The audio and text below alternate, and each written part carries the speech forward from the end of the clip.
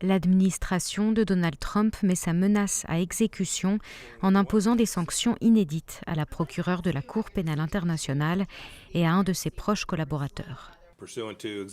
Conformément au décret 1392-8, les États-Unis désigneront la procureure de la CPI, Fatou Bensouda, et le directeur de la division de la complémentarité et de la coopération de la CPI, Fakiso Mochochoko.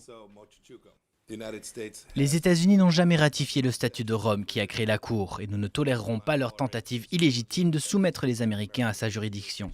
En juin dernier, les États-Unis avaient déjà annoncé, sans citer de nom, des sanctions économiques à l'encontre des employés de la Cour pénale internationale qui enquêtent sur l'Afghanistan et leur interdiction de se rendre sur le territoire américain.